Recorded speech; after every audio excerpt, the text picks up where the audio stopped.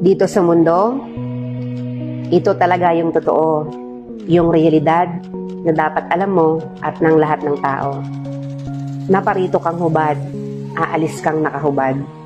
Dumating kang nangihina, lilisan kang mahina.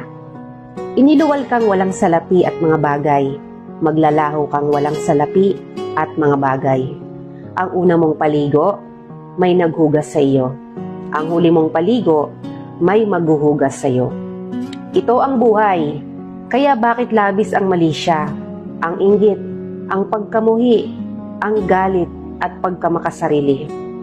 Maging mabait sa lahat at gumawa ng kabutihan. May hangganan ng oras natin sa mundo. Huwag sayangin sa walang kabuluhang bagay. Manalangin at higit sa lahat, huwag na huwag nating sasambahin ng pera. Dahil kahit anong dami ng pera mo o ng ari-arian mo, kapag binawi ng Diyos ang buhay mo, iiwan mo rin yan at hindi mo madadala sa iyong pupuntahan.